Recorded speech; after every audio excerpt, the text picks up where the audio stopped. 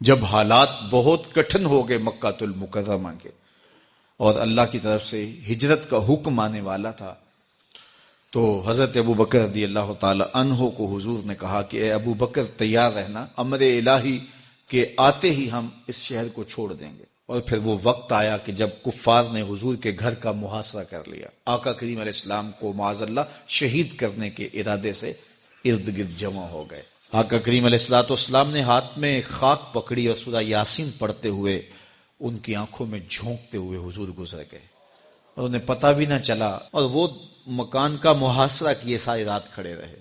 صبح بستر سے حضرت علی المرتضیٰ اٹھے، اللہ اکبر۔ تو آقا کریم علیہ السلام نکل گئے اور حضرت ابو بکر صدیق کے گھر تشریف لے گئے۔ اب دروازے کو دستک دینے لگے تو آواز آئی، حضور میں حاضر ہوں۔ حضرت ابو بکر صدیق تیار کھڑے تھے، تو کہا ابو بکر تم تیار ہو؟ کہا حضور آپ نے کہا نہیں تھا کہ تیار رہنا، کبھی ہجرت کا حکم آ سکتا ہے، تو میں تو اس دن سے ہی تیار رہتا ہوں کہ کب حضور آئیں اور جو فرمائیں میں وہی کروں۔ اور پھر وہاں سے لے کے حضور کو وہاں تک گئے، اور جبل سور کی چوٹی پر وہ غار ہے، اللہ اکبر، اس غار میں جانے سے قبل حضور کو باہر بیٹھنے کا کہا، عرض کی حضور ذرا میں غار کے اندر کے ماحول کا جائزہ لے لوں۔ غار کے اندر اترے، پہلے اس کو صاف کیا غار کو، پھر دیکھا جگہ جگہ سوراخ تھے، تو اپنا امامہ پھاڑ کے قمیض اتار کے اس کے ٹکڑے کر کے ان سوراخوں میں کپڑا دے دیا۔ 2 سوراخ ایک روایت کے مطابق، اور ایک روایت کے مطابق 1 سوراخ بچ گیا، اس میں اپنی ایڑی رکھ دی، اور پھر آواز دی جان عالم اندر تشریف لائیے۔ تو آقا کریم علیہ الصلوۃ والسلام غار میں چلے گئے، تو سیدنا صدیق اکبر رضی اللہ تعالی عنہ نے اپنی گود میں آپ کا سر رکھا اور حضور لیٹ گئے۔ اللہ اکبر، کیا منظر ہوگا! صدیق اکبر نے حضور کو دیکھا اور جی بھر کے دیکھا، اور ایسا دیکھا کہ کوئی اور شریک بھی نہیں تھا۔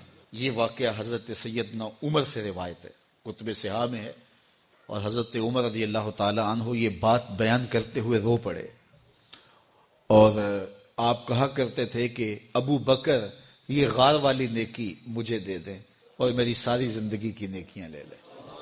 اللہ اکبر۔ تو حضور علیہ الصلوۃ والسلام حضرت ابو بکر صدیق کی آغوش میں ہیں۔ اب ہوا کیا کہ سانپ نے جب ہر راستہ مسدود پایا تو خیر وہ اس راستے پہ پہنچا جہاں انسانی گوشت نظر آیا، تو سانپ نے پھر ڈنگ لگایا۔ سانپ کا ڈنگ اچانک، تو انسان تو کپ کپا کے رہ جاتا ہے، اچانک تو چیونٹی کاٹ جائے تو انسان کپ کپا کے رہ جاتا ہے، چھپکلی گر جائے اچانک تو بندہ اپنے وجود کو جو ہے وہ متوازن نہیں رکھ پاتا۔ تو نیچے سے سانپ اور وہ ڈنگ لگا رہا ہے، لیکن لفظ سنیے، یہ حضرت عمر کی روایت ہے کہ حضرت سیدنا صدیق اکبر نے اپنی ٹانگ کو جنبش نہیں آنے دی، مخافتا ان یتنبہ رسول اللہ، اس ڈر سے کہ کہیں حضور بیدار نہ ہو جائے۔ ساری توجہ ادھر رہی، بے اختیار آنکھوں سے آنسو ڈھلک پڑے، درد کی شدت اتنی تھی، اور آنسو گرے تو حضور کے رخسار پہ۔ آقا کریم بیدار ہو گئے۔ بیدار ہوتے ہی میرے حضور نے کہا، مالک یا ابا بکر، ابو بکر کیا ہوا؟ تو یہ ہوتی ہے ہنگامی صورتحال۔ ہنگامی صورتحال میں کسی کو پکاریں یا کسی کو کوئی جواب دیں تو مروجہ آداب کی رعایت کے ساتھ جو لفظ بولے جاتے ہیں وہ ترک کرنے پڑتے ہیں۔ اس مائک میں کرنٹ تھا تو میں قریب ہونے لگا تو آپ نے مجھے متنبہ کرنا تھا، تو میرے ساتھ آپ بہت پیار کرتے ہیں، بہت محبت کرتے ہیں، تو آپ نے اگر مجھے یہ بتانا ہو کہ اس میں کرنٹ ہے اور اگر آپ نے منہ قریب کر لیا تو آپ کو نقصان پہنچ سکتا ہے، تو میرے نام کے ساتھ 20 القاب لیں گے؟ آپ نہیں لیں گے، آپ جلدی جلدی جو ہے وہ مجھے کہیں گے جناب یہاں کرنٹ ہے، تو میں یہیں سے رک جاؤں گا۔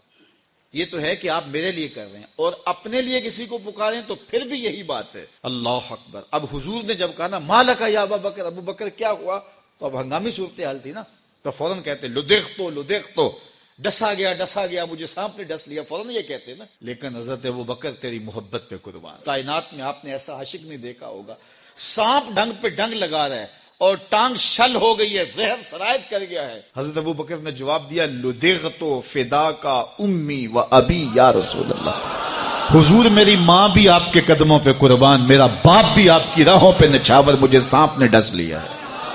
تو اس مشکل وقت کے اندر بھی ادب کا کرینہ نہیں چھوڑا۔ جب معراج کا واقعہ ہوا تو یہ بہت عجیب و غریب واقعہ تھا. تو آقا کریم نے جب اعلان کیا کہ بتایا کہ اللہ نے یوں مجھے خلوتوں میں بلایا، تو قریش نے سمجھا کہ اس سے بڑھ کر اور موقع کیا ملے گا پراپیگنڈے کا. تو کہا ابو بکر کوئی نئی بات سنی ہے؟ کہا تم سنا دو. کہا اگر کوئی کہے کہ رات کی مختصر تنہائی میں مسجد حرام سے مسجد اقصی تک پہنچا ہوں، پھر وہاں سے واپس بھی آ گیا ہوں، تو بات ماننے میں آتی ہے؟ آپ نے برجستہ کہا بالکل ماننے میں نہیں آتی.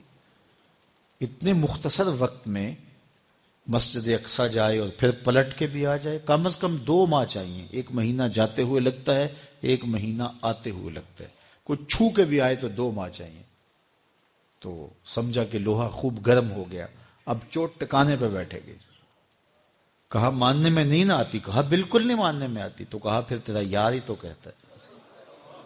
تو حضرت ابو بکر صدیق نے فرمایا وہ واقعی کہتے ہیں؟ ہاں ہاں ہاں انہی کا کہنا ہے. تو حضرت ابو بکر بولے لئن قالہ فقد صدق فاصدقہ، اگر انہوں نے کہا ہے تو سچ کہا ہے، میں تصدیق کرتا ہوں. کہا ابھی تو تم کہہ رہے تھے کوئی کہے تو ماننے میں نہیں آتا. کہا کوئی کہے تو اب بھی نہیں مانوں گا، وہ اس سے بھی عجیب کہے تو مان لوں گا.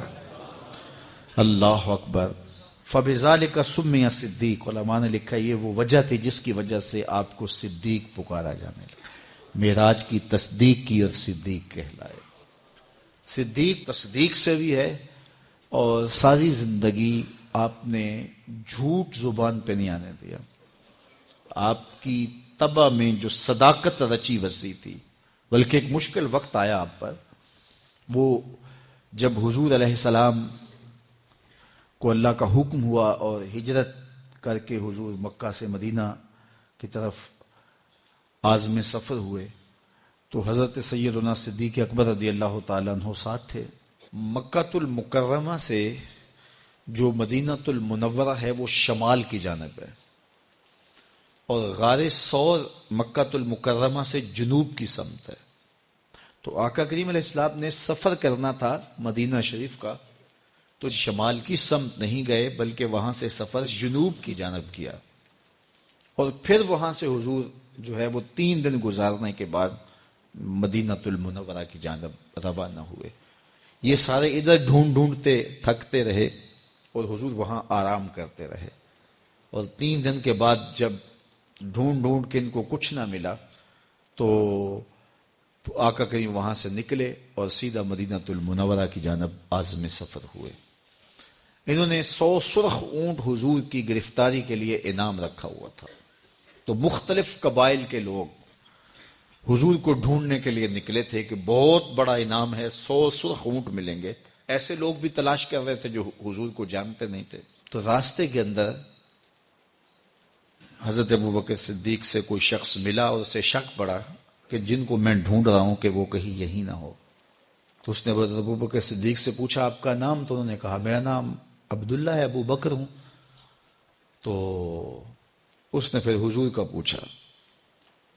اب حضور کو وہ ڈھونڈ رہے ہیں. آج امتحان آیا نا، صدیق اکبر کی صداقت کا امتحان آ گیا اور عشق کا امتحان آ گیا. اگر کہیں یہ حضور ہیں تو عشق گوارا نہیں کرتا کہ یہ گرفتاری عمل میں آئے، اور اگر کہیں کہ یہ حضور نہیں ہیں تو ابو بکر صدیق کیسے رہیں گے. آج کل تو وہ سڑکیں بن گئی ہیں اور سائن لگے ہوئے ہیں، آپ اکیلے یہاں سے نکلیں تو جہاں جانا چاہیں خود جا سکتے ہیں. اس وقت تو پہاڑی راستے ہوتے تھے، یا تو لوگ قافلوں کے ساتھ چلتے تھے، اور اگر کسی کو ہنگامی طور پہ اکیلے جانا پڑتا تو وہ گائیڈ ساتھ لیتا جو راستے بتاتا. اس کو عربی میں ہادی کہتے ہیں، ہادی، رہنما، گائیڈ جو راستہ بتاتا. تو حضرت ابو بکر صدیق سے اس نے پوچھا یہ کون ہے آپ کے ساتھ؟ تو حضرت ابو بکر صدیق بولے ھذا ہادی یہدینی الی صراط المستقیم، یہ میرا ہادی ہے جو مجھے سیدھی راہ پہ چلا رہا ہے. تو وہ سمجھا یہ وہ والا ہادی ہے، لیکن حضرت ابو بکر صدیق دل و قلب و نگاہ کا مرشد قرار دے